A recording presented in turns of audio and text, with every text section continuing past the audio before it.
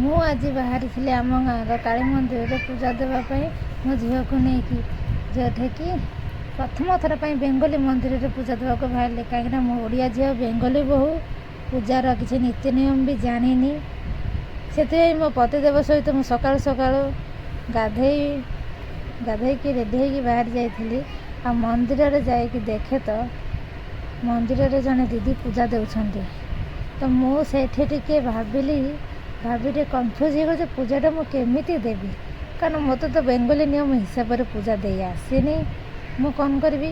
ତ ମୋ ପତିଦେବ ମୋତେ କହିଲେ ଯେ ସେ ଦିଦିଙ୍କଠୁ ଶିଖିକି ପୂଜା ଦେ, ସେ ଦିଦି ଯେମିତି ଦେଉଛନ୍ତି ତାକୁ ସେମିତି ହିଁ କର।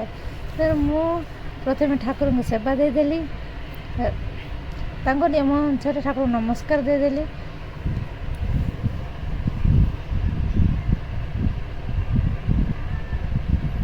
ତାପରେ ଦେଖିଲି ଯେ ସେ ଦିଦି କ'ଣ କରୁଛନ୍ତି।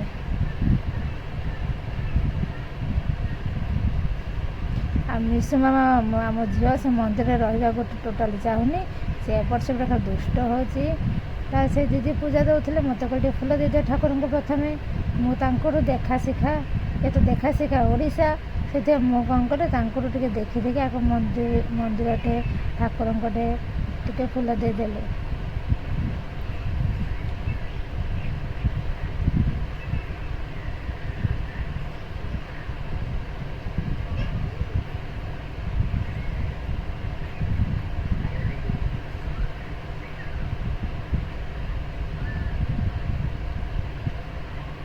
ଝିଅ ମୋର ଟୋଟାଲ ମନ୍ଦିର ରହିବାକୁ ଚାହୁଁନି, ତେଣୁ ସେ ଭାରି ବ୍ୟସ୍ତ ହେଉଛି ମନ୍ଦିର ବାହାରେ ଯାଇକି ଖେଳିବା ପାଇଁ।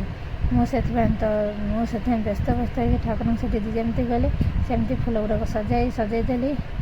ତାପରେ କ'ଣ କରିବି ଚିନ୍ତା କରୁ ସେ ଦିଦି କହିଲେ, ତୁ ଏବେ ବସ, ଏବେ ମୁଁ ପୂଜା ଦେଉଛି, ତୁ ଦେଖେ ଏବେ କ'ଣ। ତାପରେ ସେ ଦିଦି କ'ଣ କଲେ, ନିଜେ ଶଙ୍ଖ ଫୁଙ୍କା ଷ୍ଟାର୍ଟ କଲେ। ଏବଂ ମୋତେ କହିଲେ ଠାକୁରଙ୍କ ସାମ୍ନାରେ ବସିବା ପାଇଁ। ତାପରେ ମୋତେ କହିଲେ ତୁ ଟିକେ ଭୋଗ ସଜାଇ ଦେ। ମୁଁ ଭୋଗ ସଜାଇ ଦେଲି ଠାକୁରଙ୍କ ପାଖରେ।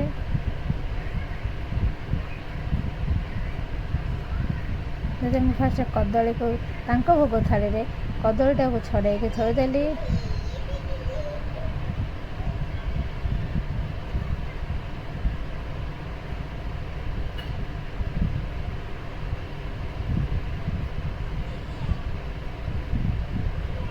ଦେଖୁନ କେତେ ସୁନ୍ଦର କାଳୀ ମନ୍ଦିର। ଇଏ ହେଉଛି ମାଲକାନଗିରିର MB 42 ଗ୍ରାମର କାଳୀ ମନ୍ଦିର, ଯେଉଁଟାକି ମୋର ଶ୍ୱଶୁର ଘର, ମୋର ପତିଦେବଙ୍କ ଘର।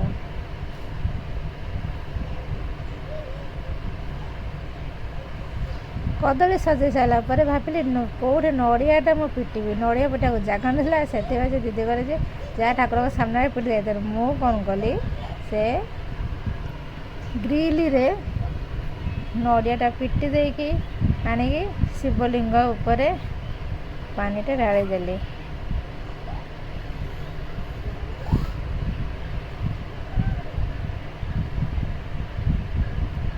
ଏପଟେ ନଡ଼ିଆ ମୁଁ କ'ଣ କରିବି, ତଳେ ଥୋଇବି ନା ଠାକୁରଙ୍କ ଥାଳିରେ ଥୋଇବି? ତେଣୁ ତଳେ ଥୋଇଦେଲି।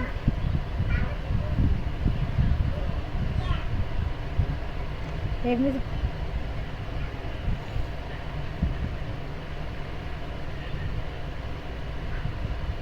ପୂଜା ଅର୍ଚ୍ଚନା ସରିଲା ପରେ ସେ ଦିଦି ପୂଜା ଅର୍ଚ୍ଚନା ସରିଲା ପରେ ଆମେ ଘରକୁ ଫେରକୁ ବାହାରିଲୁ।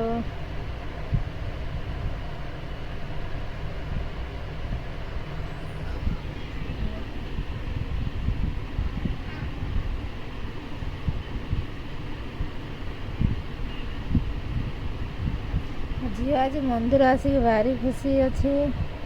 ସେ ମନ୍ଦିରରେ ଖେଳୁଛି, କିନ୍ତୁ ଠାକୁରଙ୍କ ପାଖରେ ଟୋଟାଲି ବସିବନି। ଦିଦି ଆମର ଘଣ୍ଟ ବଜାଇ ଦେଲେ, ହୁଳହୁଳି ବି ଦେଲେ, ଆଉ ମୋତେ ହୁଳହୁଳି ବି ଆସିନି। ସେଥିପାଇଁ ପତିଦେବ କୁହନ୍ତି ତୋର ମନ୍ଦିର ଯିବା ଦରକାର ନାହିଁ ନା, ତୁ ପୂଜା ଦେବା ଦରକାର। ପୂଜା ନୀତି ନିୟମ ବି ଜାଣିନୁ, ହୁଳହୁଳି ଜାଣିନୁ, ଘଣ୍ଟ ବାଡ଼ା ଜାଣିନୁ, ତୁ ଜାଣିଛୁ କ'ଣ?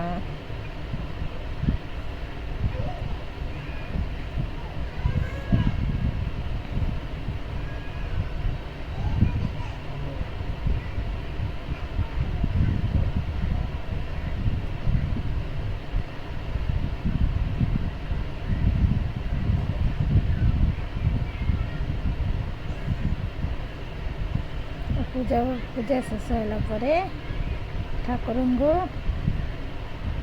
ନମସ୍କାର କରିକି ଆମେ ଘରକୁ ଯିବାକୁ ଏବେ ବାହାରିଲୁ।